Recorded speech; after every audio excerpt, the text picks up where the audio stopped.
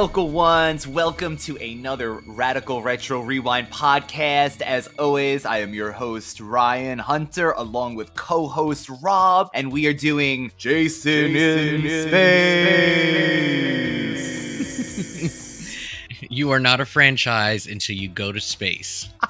So Jason has literally made it right now. All the other movies, rubbish. This is when Jason becomes immortal in the horror genre. He's in space now. We don't see Leatherface. We don't see Ghostface. Trash. Even Freddy never got there. Garbage. It's all about Jason because he went to space. So the first horror franchise icon to land in the atmosphere outside the Earth. Didn't Leprechaun also go to space at some point? Leprechaun did go to space, definitely. God help us. So Radical Ones, we are doing Jason X, Jason 10. Honestly, Rob and I discussed this prior to recording. In the continuity of the Friday franchise, this is honestly the last movie because it takes place in the future. But for release date wise, we're continuing and then we'll go to Freddy vs. Jason. But just keep in mind, this is how, I guess, Jason ends. This is his future. One thing right off the bat from our last episode, you get the silver Jason mask. Well, you get a silver Jason mask. I get a silver one. You know, I really did like how that design from Jason Goes to Hell made it. This is very Super Shredder. Oh my god, that is the perfect example.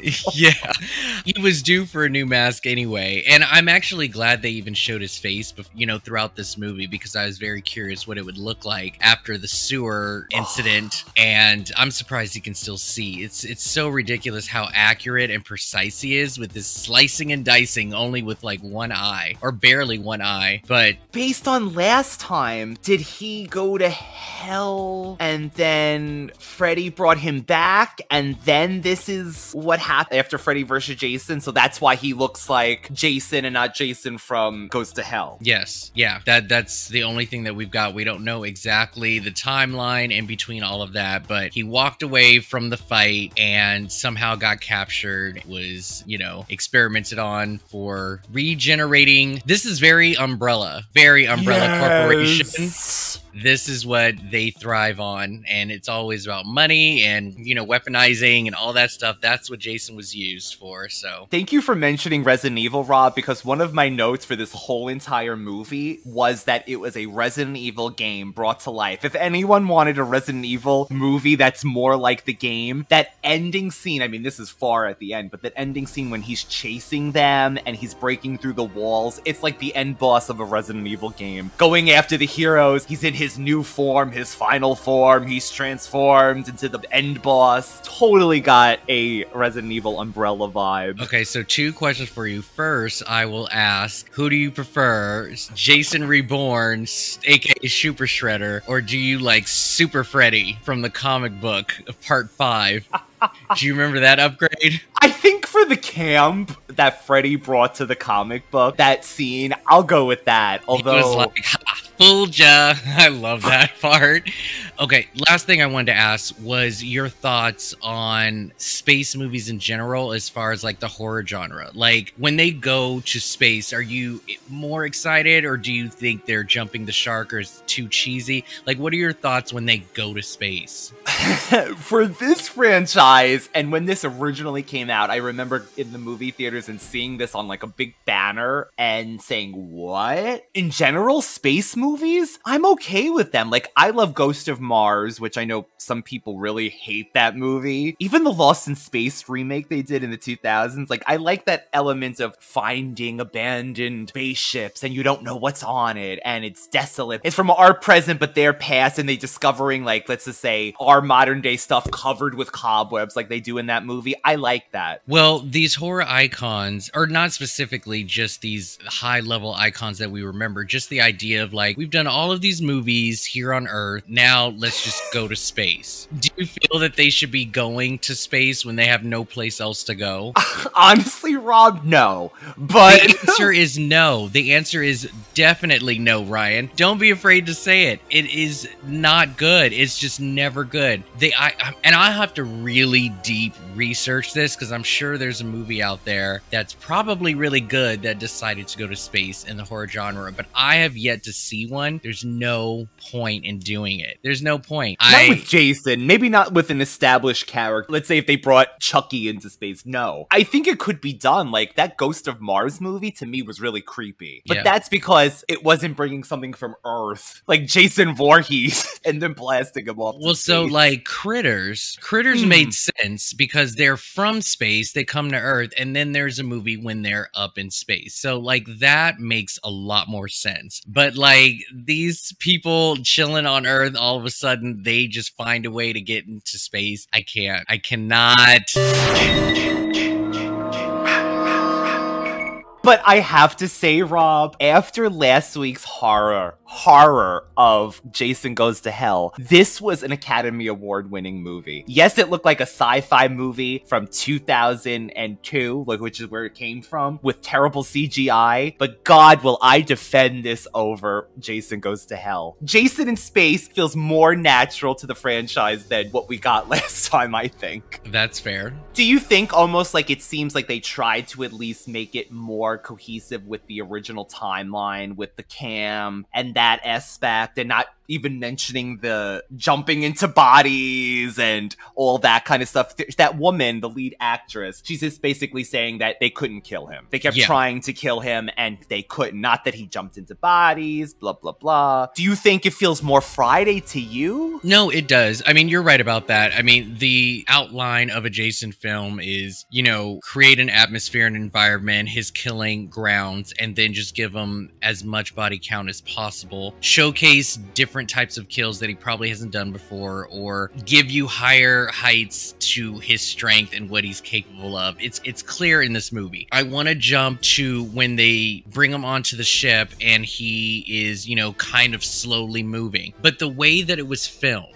it seemed that all of the sexual musk in the air was waking him up. That's to me what it made it seem like, because you had two couples messing around. This hot girl is sitting there like working or whatever, and it just seemed like with the moaning and everything, he just jolted. He just arose from, because that is his MO. It's like, if you guys are having sex, it's time to die. So to answer your question, this definitely falls under that same format that we're used to. But you tell me if I'm wrong or if it's just a coincidence. I think you're right. They definitely were trying to play up that sex, as in, this is what Friday the 13th is. Sex that will basically, you're right, almost awake Jason because he just can't help himself killing horny teenagers. But you know what, Rob? And this is one of my notes, and this feels like the perfect time to bring it up, besides the heat of the sex bringing Jason back to life. I honestly think that there's a narrative that Jason really is all about teenagers having sex, and having gone through them again in order right now, that honestly is not as prevalent as you would think or remember. Yes, there's sex scattered throughout, but it's not like basically just teens having sex and showing their like breasts or nudity, which is almost what I feel like people think about this franchise. And I feel like this almost had the most sex or nudity from what we've actually seen leading up to this movie. So it seems like they really put it to the height. Just a side note. No, you're saying they put more nudity? I feel like they elevated like the sex and like having those two couples have sex at the same time. The robot being a sex, alluding to she could be like a sex robot too. And just the fact that they showed more nudity, really feel like they were trying to make this like, okay, let's make this a hard R. Jason is sex. Jason is teens having sex.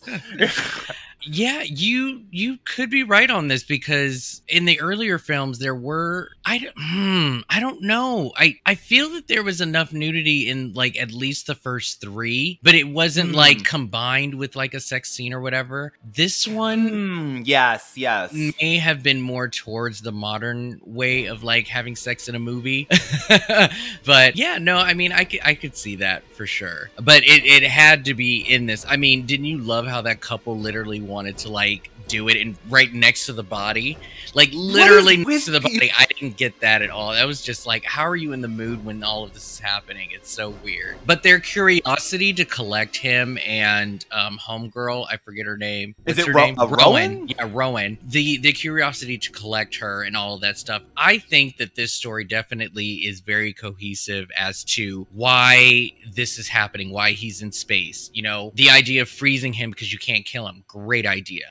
Right? Brilliant. The idea of the knife going through the machine and causing her to get locked in and frozen. Great idea. And the fact that it's so far in the future and they're collecting data from Earth 1. Oh my God, Earth 1 is brilliant. You've got an expert and then the villain. It just makes sense. I totally get it. I think this is a very justified story. I'm not mad at how they got here. It just sucks that we don't know how he got chained up and locked, you know, in the beginning. Like Rowan, our character, she kind of alludes when she wakes up, like we mentioned earlier, that they tried everything to kill Jason, and then it was basically suggested to keep him frozen, not only to contain him, but as she said, for money, and to be able to exploit him or his powers in the future. What did you think of our lead heroine? I actually wrote, Rob, like, so we finally get like a heroine who is, yes, okay, her mother was from the Philippines and her father was Irish. We get actually a lead that has some kind of difference from the previous 9 movies. Again, we're leading towards the modern way of filming, and it made sense to have her be the smart one and also kind of take lead, along with a little bit of a diverse cast. There was a couple of other people of color in this, even in the sort of like SWAT inventory, you know, the SWAT team that was in here. They kind of, and then there's, you know, like, you know, Sergeant Brodsky, Mensa, excuse me. Yeah, he was a cool character, and he was really good at what he did. I enjoyed his character. I thought he was fun. So I agree, Rob. I liked the cast that we got. The only thing I will say to you is, did you think that this is the future where we evolved from the kids that were eating Tide Pods? Because how is it that this woman who was frozen for 4.5 centuries knew more than these scientists in the year 2455? This character, Rowan, knew everything. She came up with every suggestion and literally was defrosted a few hours ago. And she knew more than these people. This is the future that grew up after our Tide Pod eating generation grew up. The next generation after that, the future is scary because no one knows anything. It is very scary. And you know what else I noticed is the fact that they are on Earth 2 and decided to, you know, just take another planet and just literally do the exact same thing, because our head counselor, whoever he is, that scientist guy or whatever the hell he is. No, Professor Lowe, the one who has that lingerie fetish. What? I forgot about that. Yeah, that was funny. Well, so he, you know, is like, I need money now. And so it's like, okay, you go to Earth 2, you still carry on the same currency, and there's still tons of desperation to have as much money as possible. So this future clearly states that we have not learned from our mistakes. Nothing. And we are just terrible, terrible beings. We just aren't fixable. That's basically what I just saw. But the technology of regeneration, that's amazing. So cool. I mean, technically nobody has to die, I guess, if you can catch them before their heart stops, because arms are being regenerated to perfect health. And, you know, this girl was brought back alive. You know, they've re-thought out frozen people. Clearly there's a population problem. Who knows? I'm just like, that's some really cool advanced technology we got there. Did you like that? It kind of was a throwaway line. That gentleman that he calls, forgive me if I'm wrong, did they say he was paralyzed? Something like that. But, and to me, if they could heal everything and make Jason's body a robotic thing that someone paralyzed in this year would be able to be fixed. But anyway, he says basically people that were found, evidently that were frozen, is nothing new in this world. Yeah. But I thought it was fascinating that she had come from 400 and something years ago. To me, that's fascinating. As someone who likes ancient history now in our real world, I think someone in the future coming to an Earth and then finding, like I said earlier, familiar. These abandoned labs and this woman. It's almost like us finding a frozen cave person and throwing them back to life and seeing how they were. I think that's fascinating. Yeah, no, I would agree. I would agree on that. And it's funny how they put that much detail in this particular story when it's just like, just let Jason kill people. It's fine. We don't need any of this. Question for you. Did you happen to connect to any of the characters? Like, did you care about any of them to even receive a backstory or a reason why they're doing what they're doing? Because a part of it was like, oh, we got to keep him alive because we want to preserve what's going on and how is he regenerating himself and blah, blah, blah. Like, did we care about any of these characters, do you think? The only one, honestly, would be the lead, if anyone. Rowan, just because she was at least smart and she was even comforting the people that were going crazy in the future. They made her wonderful. So she's the only one that you would hope because she just got thawed out. But you're right, these characters are not likable. There's a lot of female characters in this movie. A few of them, they are just there to be, quote unquote, the ones that lose their minds and, like, you know, do the crazy things like not open the door when they're banging. These were not likable characters, Rob. Well, I would say that based on likability, they pretty much died in the order that they sucked. So... No, honestly, some of the last, like, 3 or 4 people that was left, I actually was okay with them. I thought they were cool. I mean, and the ones who actually did get to live, which was Rowan and Tusnaren. Yeah, Tusnaren, the one who made the robot. Yeah, so those two, I mean, they were my favorite characters, and I am very biased because Tusnaren is played by Chuck Campbell. Now, Chuck Campbell might be familiar to some Nickelodeon 90s kids. He was in a very special, dramatic episode of Are You Afraid of the Dark? Okay, because this guy looked really familiar. He was in The Tale of the Dark Dragon, who took Sardo's popular potion and became his cousin. Holy crap. We always comes back to Are You Afraid of the Dark? Wow. Yeah, so I enjoyed... So he's a horror... he likes this field, evidently. He's an alum. Genre. He's an alum. So I really enjoyed his character, and I'm glad that he got to live through all this. And him and KM14, you know, she was awesome. I love the robot. You know what? Why didn't I state her, Rob? That actually is probably my favorite character because she was funny. She kicked ass when she could. And I liked that she was so logical that she was just like, well, I could try, but this is not... Like, when she's at the end, when he's Uber Jason, and she's like, well, it doesn't look good, but I'll do it. Totally would have loved to have seen more of her. Her zest for life. She just wanted to be real and, you know, and get everything that everybody else has. It's like, I want nipples. She has them too. So she just thrives to be as human as possible. It's all about the nipples. That's what makes you human. Rob, I just need to address the way the starships look. Now, I'm not taking anything about the terrible CGI because this was early on. But did you enjoy this design of this spaceship? They looked like cartoon spaceships. They did not look like they fit in this movie. They were kind of like circular with... You're talking about the exterior, right? Every time they had like an emergency thing that was attaching to them, it was like these little ships. And they basically were like circles with these little like tails. And they looked terrible to me.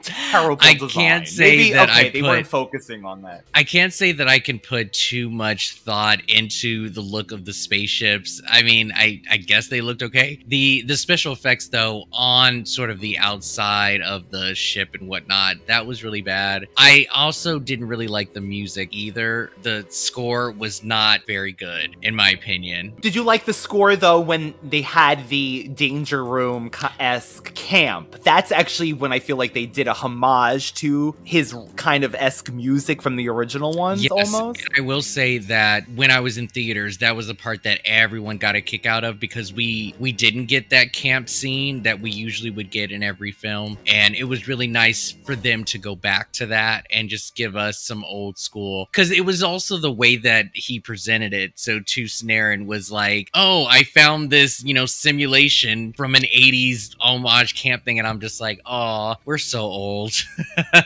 Oh, yes, we're already ancient, and this was when did they make this movie? 2002. So yeah, we're old back then. But aside from the special effects on the exterior of the ships or whatever, some of the practical effects I thought were great with the kills and whatnot. I thought that was pretty impressive. So I got to give them for that. But yes, they could have done a better job with how space looks in the future. And I believe it's just that one part when the spaceship or part of the spaceship breaks into that floating space station, I want to say. Originally I thought it was a planet, but I guess it was a space station. There was no hiding that at all. It was the worst CGI. It didn't even look like a building. I don't know if it's because I was on a Blu-ray player, but holy crap. It didn't age well, put it that way. They weren't thinking about people watching this probably in the future and going, Rob, another thing I need to ask your opinion about is scientists in the future. Why are they wearing Alyssa Milano outfits from Charmed season 2 that Phoebe Halliwell would have worn? Not only are they doing scientific things in these outfits, I mean, they're everywhere. Everyone is walking around half naked and with literally 1999 style sweaters that are like half sweaters. It's the worst clothing ever for scientists. So I know you're referring to Adrian, our sort of like second in command, like instructor, who I thought would have been a badass character if they allowed her to live. Me too. She was like straight, she was like a straight shooter. She wasn't like a bimbette. She, had low tolerance for dumbass kids, and she seemed like a very smart woman. She just was in the wrong place at the wrong time. If they allowed her to live, I bet you she would have been so kick-ass. I actually like Adrian, but yeah, she was wearing very 90s Tiger Beat outfits. Oh my god. The color scheme was very 90s. Yeah, I that's just the way of the future. But what do you think? Do you think that is because A, they thought this was like kind of cool for the future at the time because it looked modern? Or is it that it came back around again 455 years later, like the style? Why would they pick something so close to the years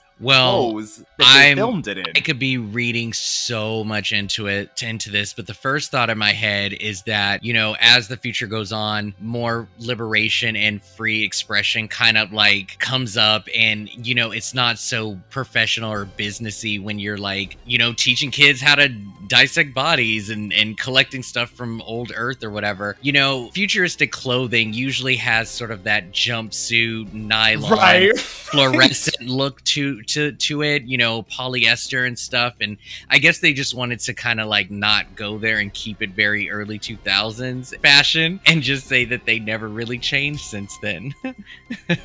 Every time, and it's a serious scene, like that scene when Jason is actually warming up, I guess, from the sex and coming alive, like Rob was saying. I'm looking at this woman and I'm like, okay, clearly she doesn't need to be in a white lab coat to make her a scientist. But it just took me so out of it because she is just so, like, I guess objectified too. Like, she looks so sexy while doing this autopsy on him. But whatever the case is, I mean, it is what it is. But yeah, fashion didn't change that much. I mean, just look at what's his face, the guy who dies first after he's like having sex. I forget his name. Like you said, there's so many men and women in this movie that get killed. Forget what his name was, but anyways, he's wearing that like green sort of like neon like club kid shirt. Yeah, so yeah, I mean, the fashion, I think they just wanted to keep it very modern and same, and like nothing's changed. So yeah, it's kind of all over the whole cast. They're just kind of wearing whatever. It was S Club 7, basically. 1999 clothes. Yeah.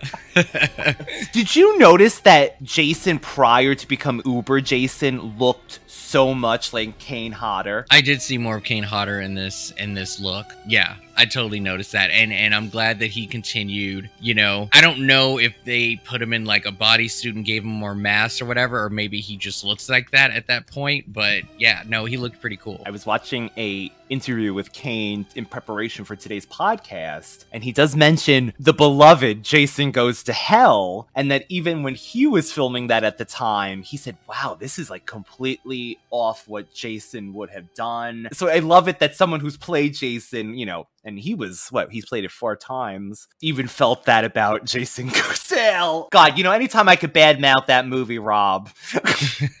He did have a full body, he mentioned in Jason Goes to Hell, that he could not breathe in because he said it was completely covered and the mask didn't even come off. Gotcha. So yeah, I figured as much. In this, because that robotic look when we get Uber Jason, which, how do you feel about that look? Is that what you would think of a Jason that's futuristic, or is that too much for you? Well, it's crazy. Like, they couldn't regenerate his own skin, so they had to give him robotic parts, and I thought that was very authentic to the technology. They didn't, veer off the rules or whatever. And, obviously a sci-fi movie has to come into play here with robotics and machines and stuff, so it made sense for him to be that. The whole bulletproof thing is a little weird, because, maybe because he's already dead, but it's like, if you're gonna bring him back to life and give him enhancement, why would you make him bulletproof? Like, none of the other humans are bulletproof when they get new body parts. But maybe that's just me not understanding the technology world or how that works. That's why sci-fi is not my thing. No, I thought the look, again, it's just Super Shredder. That's pretty much all that it is.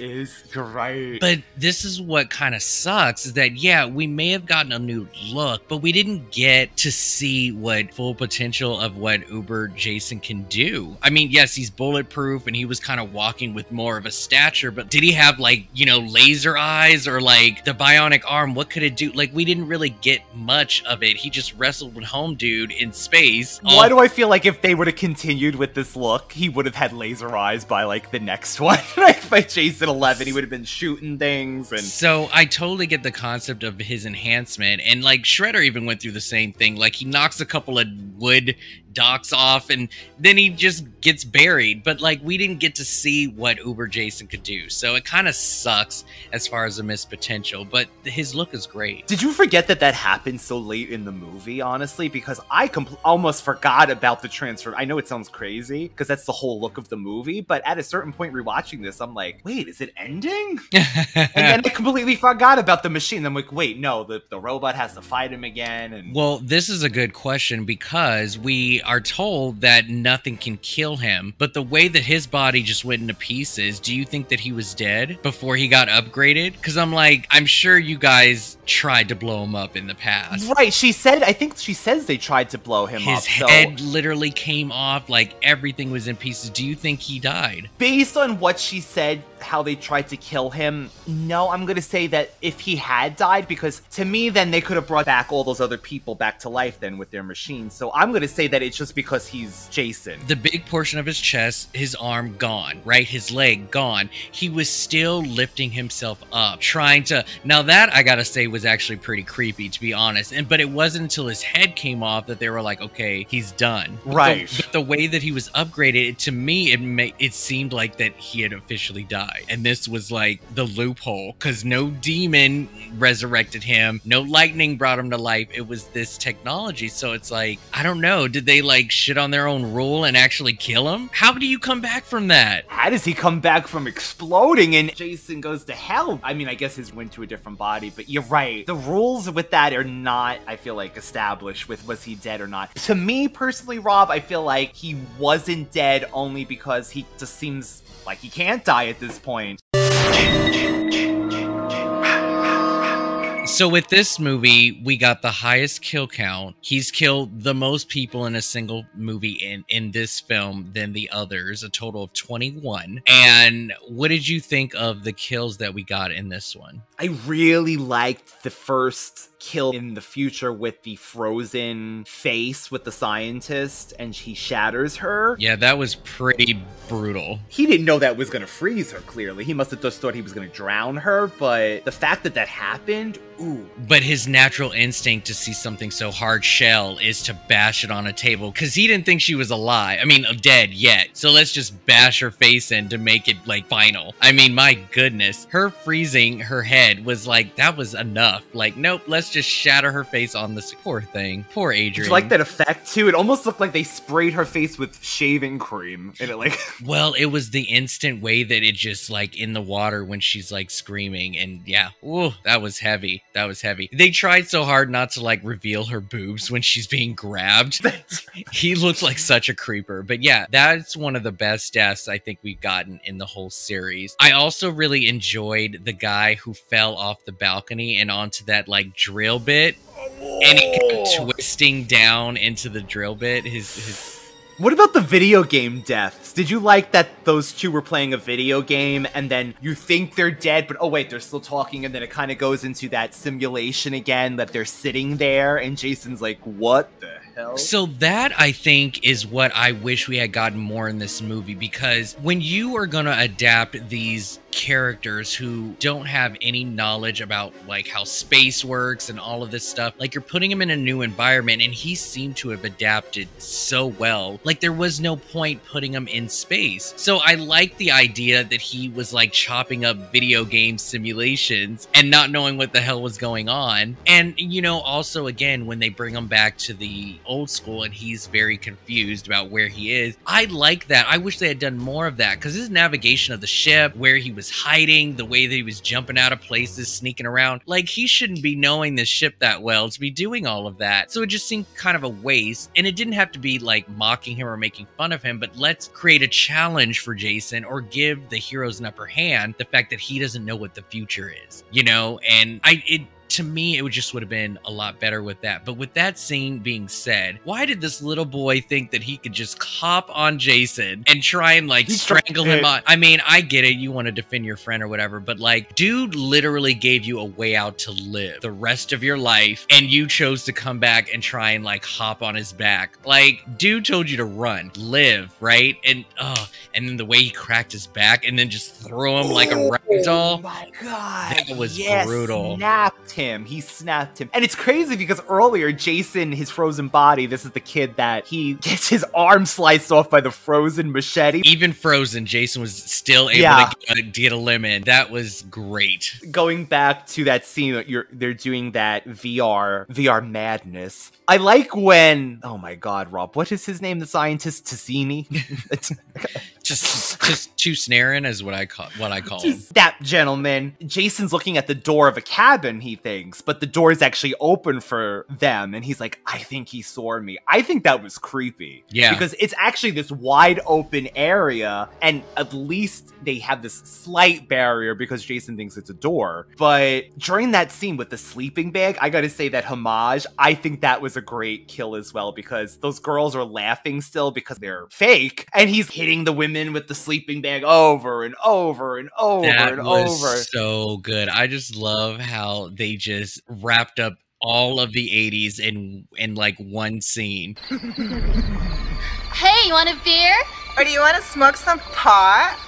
Or we can have premarital sex. And they're just sitting there giggling and laughing in the sleeping bags. And, you know, I just love the initiative and the creativity in his death. How do I take out these two women with one stone? Let's just take one and beat the other with them. And then to just put the icing on the cake, after I'm done beating one of them, I'm going to take the sleeping bag and just beat it against a tree. That was the best thing ever. I'm telling you, in this theater, we were dying. It was so funny the way that and the girls are just still laughing. And then he just takes one and just knocks it off a tree. I just thought that was amazing. He is an asshole. But doesn't that show that that is what people want? Jason in a freaking camp setting with campers. I mean, that is what they want. And two, I can't go past the scene, Rob, without telling you this story. So growing up, my best friend growing up, Philip, this was his Jason movie. Okay. And he loved this scene. He used to like always quote these two girls with, you want to have premarital sex and smoke pot and have premarital sex? So there was this guy that was like a jerk or something, and one night we like prank called him and left these two girls talking on his answering machine. Do you want to smoke pot? And this is the days back when we used to have, God, what was that journaling website? I think it was myjournal or something.com, or I know what you're talking about. I know what you're talking about. Blogspot or something like that. Yeah. The next day, he's like, I got this crazy message where these women were asking me if I wanted to have anal sex. He completely heard, not what the people said, the two girls talking about premarital sex. He's like, they asked me if I wanted to smoke pot and have anal sex. I don't know. I just always think about this story. It has nothing to do with Jason, but just that scene. That's funny. How else do you feel about this movie, Rob? So, okay. So here's where it started to get really jarring. So towards the end, we're giving like so many multiple endings. Like just when you think Jason's been stopped, nope, let's give them another obstacle to overcome. So Jason gets blown to bits.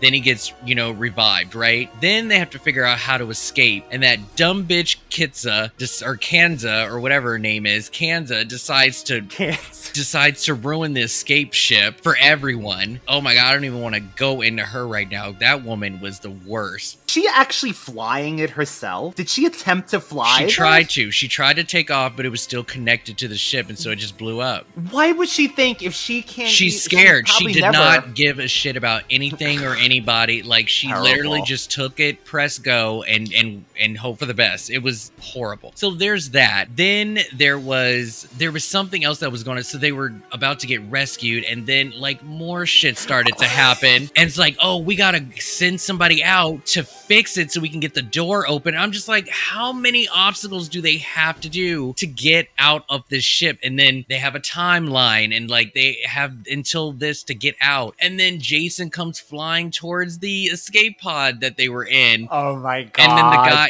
and then home dude had to sacrifice himself, like, which really pissed me off that he didn't get to live. I mean, we thought he was dead originally. Yeah.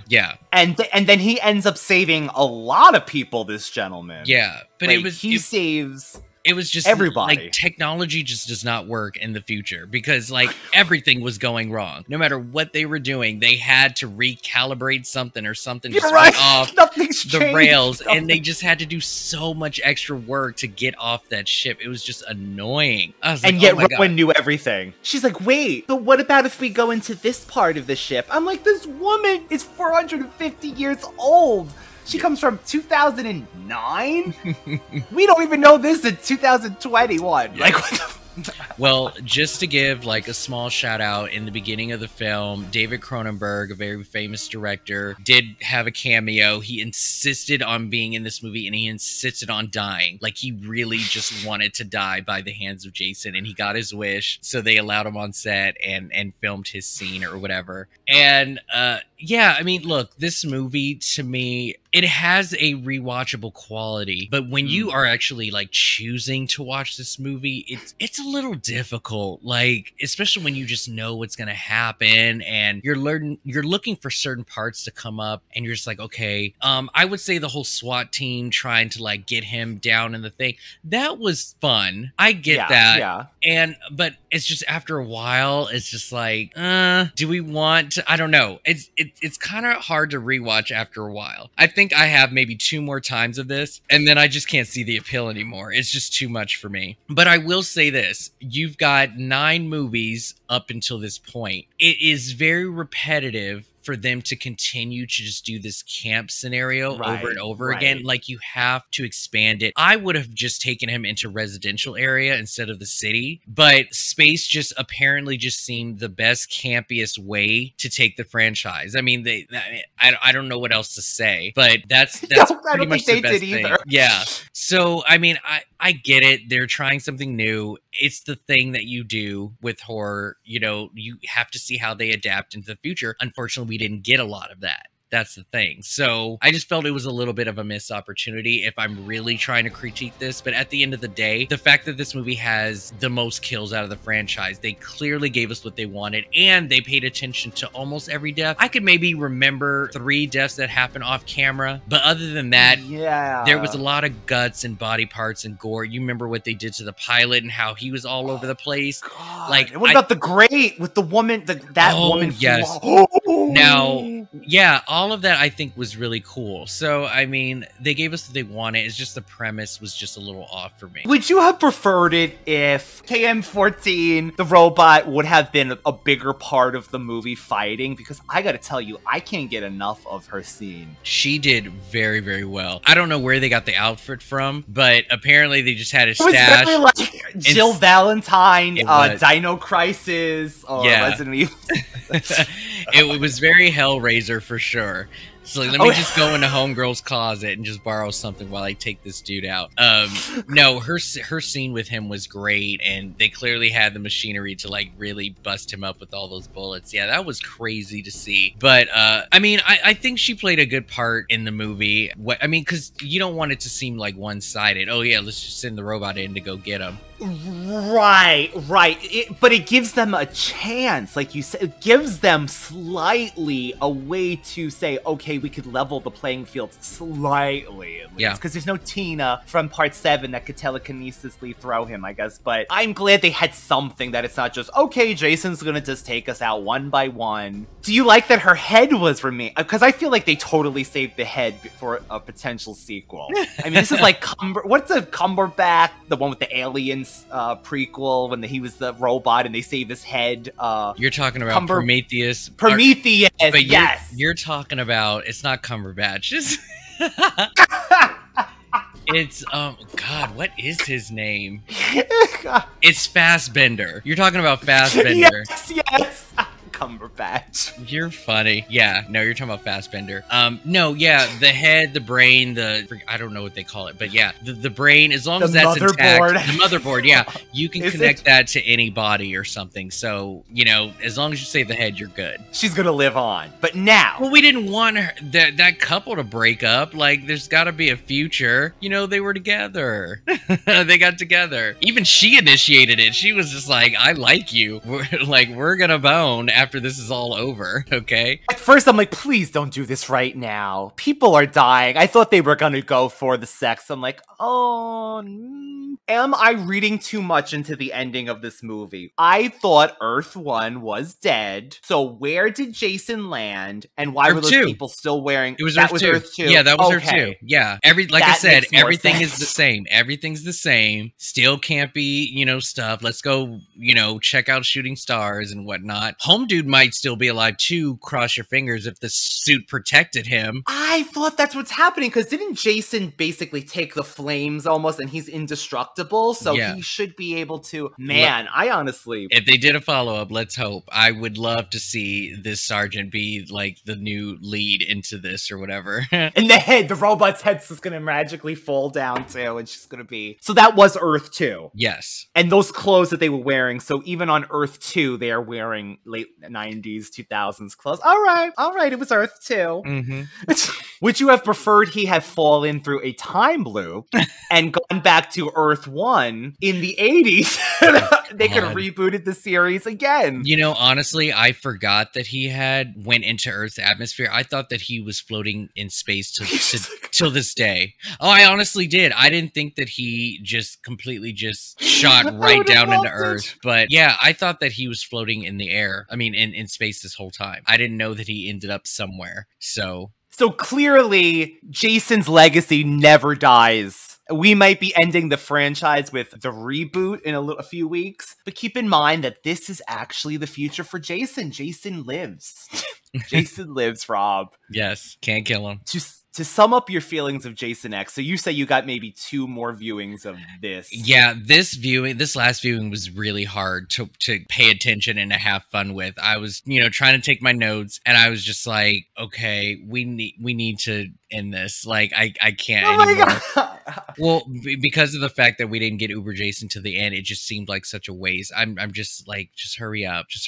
And I think it also could because I'm doing this whole marathon thing with it too, and it's just like, yes. And another part of me is just like, I just want to get to Freddy versus Jason. That's what I wanted. I just want to get to that movie. Well, here we are. We're just touching the tip of it right now. Yeah. I gotta say again, I don't know if it's because I hate the last movie so much. Just had a lot of fun with it. So much fun. That's with this. cool. Fun. That's great. That is amazing. I'm glad you did, as you're supposed to. And seeing Jason actually throughout the movie and not a quote-unquote body swap. It's the little things. And there's a podcast that I love called Movie Geek and Proud where the host says, you know what? There's no guilty pleasures. You F those haters.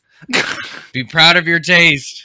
I guess this is my guilty pleasure because so much better than the last one. Although that doesn't mean anything in the scheme of things. No, it is so good that you still found your, joy in this. And are you still recommending it to people to watch? Anytime over Jason Goes to Hell, I will say, you know what a good Jason is? You ever see Jason X? You ever see Jason with the robot? You go to X. Would you recommend this, Rob? Or you can't? You can't even recommend this.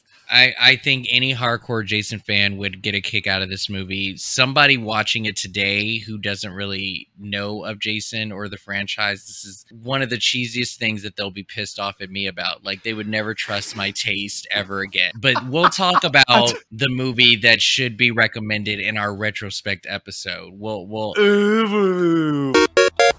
My God, it's not over yet. Next week is Freddy versus Jason on Friday the 13th. We're raising two horror icons from their grave. And I don't mean Freddy and Jason, I mean Rob and David. And first time ever, all three co-hosts will be on the same episode. I don't know how I'm even going to edit it because it's going to be so full, jam-packed, and mad. Yeah, no, I predict a shit show, but I'm so excited to talk about this movie in all its shape or form. It's going to be so cool. Rob, where can people find you when you are not on the Radical Retro podcast? Currently on Movie Geek and Proud, you can listen to this movie podcast, basically promoting the idea that there are no guilty pleasures. People should always be proud of the taste, whether they like or dislike a movie, and go against the grind. Love your taste. Currently still doing the summer camp and other movie tour along with Ryan. So we just did an episode this past Wednesday visiting cheerleading camp with the movie Fired Up. And next week, next Wednesday, we are visiting drama camp, Camp Ovation, hanging out with all sorts of queer kids in the film Camp from 2003. So yeah, definitely check that out. Next month, Brunch with the Hollowells, the Charm podcast, will be back from break and starting off with season 7 recap of the series. Very excited by that. And you can always reach the Radical Retro Rewind podcast on Instagram, one word, and YouTube. As always, we are updated every Friday. And what else do we got? Everything's going on. You don't want to miss next Friday. Freddy's coming for us, and we're ready. Can't wait. Fun discussion. We'll see you next week, and take care until then.